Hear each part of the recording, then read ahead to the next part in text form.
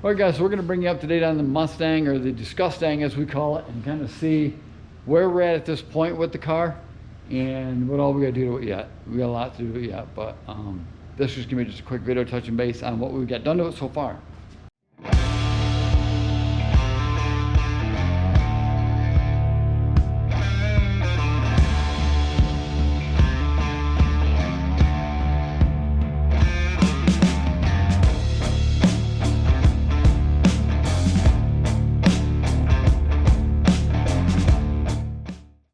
So obviously under the hood, we just kind of set the new shaker air cleaner on there. We are going to have to check it for clearances here soon, but we're going to change the hood hinges and the hood springs first. We got brand new ones of those. Got the export brace in and got the radiator in. Started filling the radiator up, discovered it leaks like a sieve, and the cores are pretty bad in the bottom. So luckily we did find a radiator here in Michigan that we think we're going to go get and snag it up. Pretty good deal on it, and it's for this car, so we're going to go ahead and try to snag that up and see if we can land that as a deal. I got the hood pins on here just loosely right now, getting ready to put some of the trim on the grill here. Got to get that on there too, but taking it around to the back, a lot of the suspension work is done, so that's fantastic. Brando's been working his tail off on this thing. We got the dash tore out, we'll get to that in a second.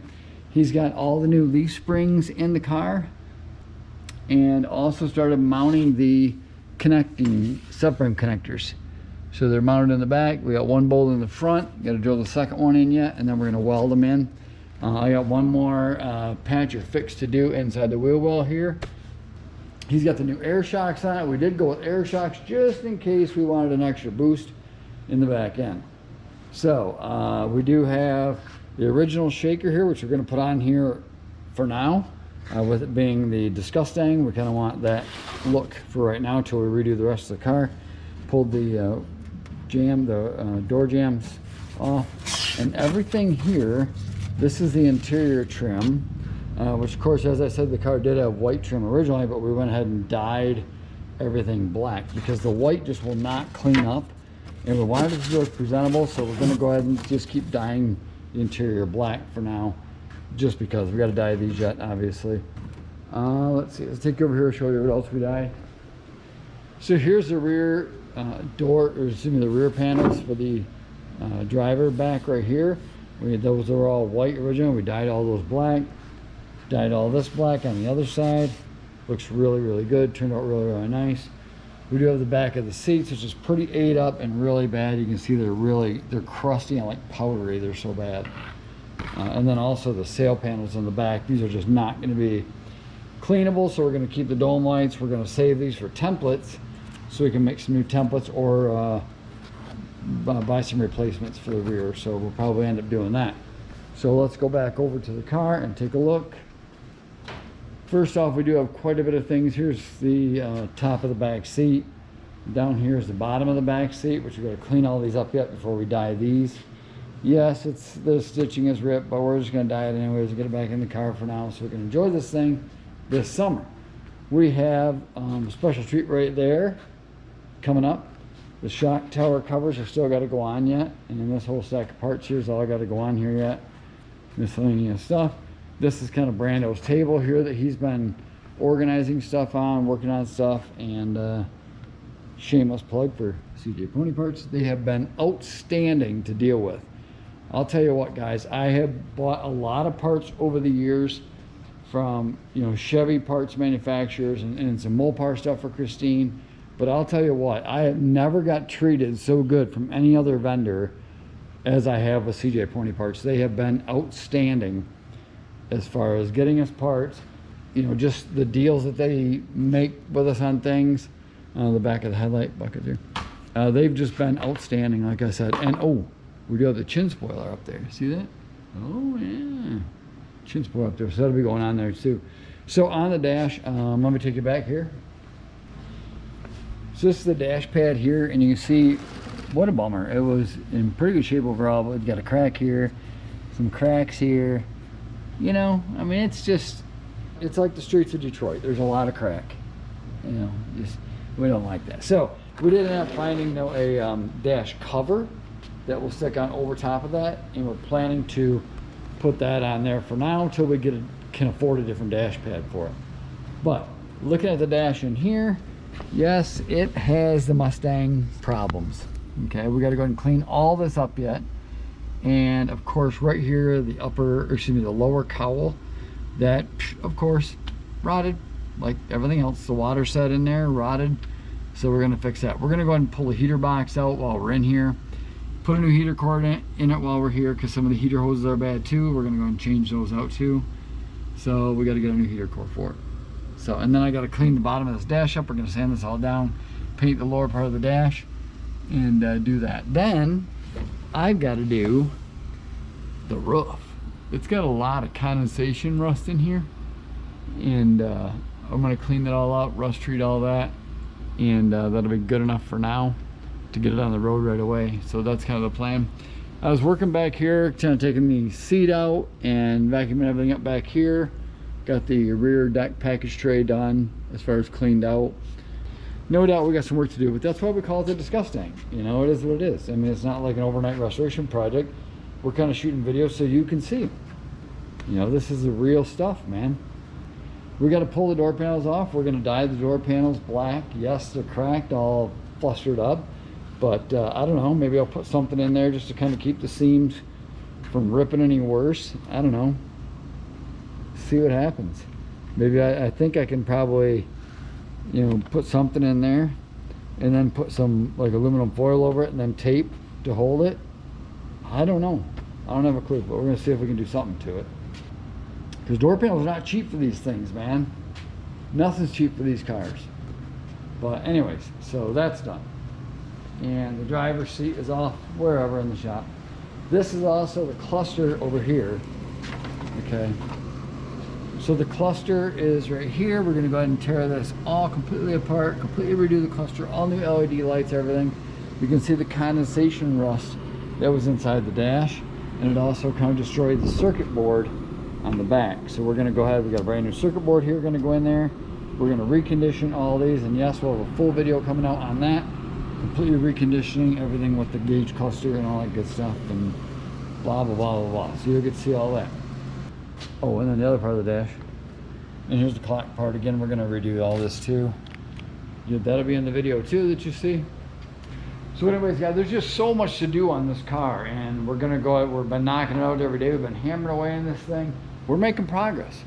We're making progress. We're getting it there, and it won't be long. Hopefully we can get the Disgustang ready to go. Now the drive shaft and the traction bars are out to the sandblaster. They're getting blasted so we can restore those and make those real nice, put them underneath the car, since the rest of the car's pretty good underneath.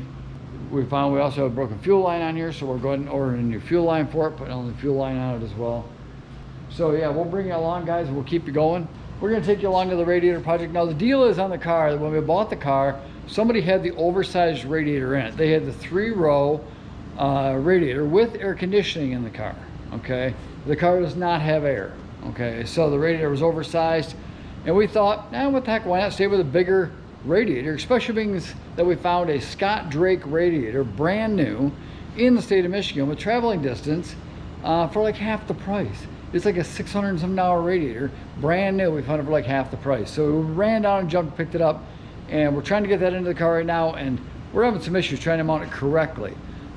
Which of course there is no way correctly. The car calls for a 20 or 22 inch radiator. We're putting a 25 inch in it, 24, 25 inch radiator in it. So we're going to bring you along and show you some of the problems that we ran into and some of the solutions that we think we come up with.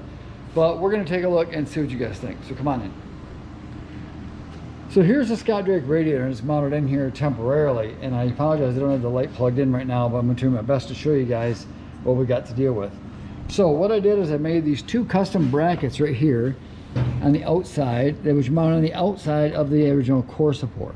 They will give a good fastening point to the radiator to go and mount to. Now these are not the permanent screws, they're just temporarily in here holding it for now. So the problem is there's one on this side too. I made the bracket over here for this side too, and we got it in there bolted in. You can see it bolted in from right here. So the brackets are bolted in there, and they give a good solid mount to mount the radiator to, because originally the radiator support is right here, and then down the bottom the same thing. Okay, but it's notched out like in a C shape, and you're way over in here, so it really didn't give us any place to mount the new radiator to. It was very difficult, and they just kind of had it cobbled in there with a couple screws when we got the car. So we're trying to make it a little bit better. With this bigger, larger radiator, obviously I was not able to get anything underneath the radiator, so we did try to pick it up just a little bit off the frame before we mounted it into the support. Again, trying to be really careful to allow for hood clearance, because you can see the cap sticking up right there. And I think the hood's going to be okay. It's got quite an indentation in the hood right here, so I think it'll be okay as far as clearance goes. On the very bottom down here with the transmission lines, it looks like to me that fan blade is going to come extremely close to that transmission line. You can see it mounts on way over here. Now we did crawl underneath the car, and it looks like we're going to have just barely enough clearance, and it really concerns me a little bit, because I was going to raise the radiator up a little bit, but I can't really. I'm kind of worried to do that because I don't know what's going to happen as far as hood clearance. So I think I'm going to leave it lower for now and try the transmission lines in there and see how far it comes from hitting. I really don't like the way that it's so tight down there with the tranny lines. I don't like the way that it's so going to be probably tight with the hood clearance, but I like the idea of the more cooling, and I really like the idea of a half-priced radiator.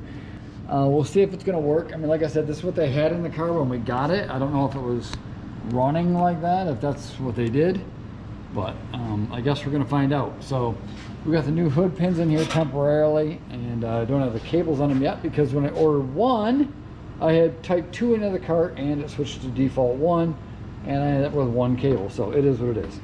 But anyways, that's all we can do about that. So yeah, so that's what's going on with the radiator project right there. I don't really know, like I said, what to expect. We're hoping everything lines up and works out really well. So yeah, so these brackets I think are going to work pretty good for now. The hard part's going to be getting a mount in the bottom, so I think I'm going to have to pull it out, mount the radiator to the brackets, and then mount the whole assembly and using my 4 bolts going in the side of the core support there. So that may be how I have to do it. Our goal is to get this car on the road, running and driving this summer. It'll be the first time it's drove since, God, 1990. It'll be the first time the car's been on the road. I mean, this thing has original 57,000 miles on it. It was just stored horribly. When you don't store a car correctly, this is the type of problems you end up with. Okay, so the quarter panel is blistered and really peeled up due to some bad body work, I believe, in the 80s. That's when we think the car was painted. The car did get some rust in the bottom of the car. Not a whole lot, but the passenger's floor pan, there's pieces and patches we're gonna have to do on that. The torque boxes, they look good underneath the driver's side. The passenger's one's got a hole in it. But we'll keep you posted on all that. That's torque box stuff, so that's a whole nother video. So we'll get back to all that. But right now, the goal is to get this thing on the road, get it running and driving, and enjoy it a little bit this summer before we bring it in the shop and tear into it some more. Which, of course, will bring you guys along for that. So that's what we're facing right now, guys. Thanks very much for tuning in. We appreciate you guys very, very much. Don't forget to like, subscribe, and comment down below. Do you like the Disgustang? What's up with this thing, man? Do you like it? If so, what color should we paint it in the future? Should we paint it red? Should we go back to the Raven black? Or should we do something really cool, something unique for the Disgustang and get it restored so it's no longer the Disgustang? And it can be called a 69 Mach 1 again. But all right, guys, let us know down in the comments down below. We'll talk to you next time in the next episode. Take care of yourselves. We love you guys. Peace. They're here and they're freaking cool. Now is your chance to sport your very own Street Freaks Garage gear. With hoodies, t-shirts, red cap shop shirts, and the very cool old school red cap club jacket. Hoodies and tees available in both black and lime green. Beanies and caps are coming in soon, and don't forget, you get a free decal with each and every Street Freaks item ordered. Isn't it time to get your freak on? Order yours now.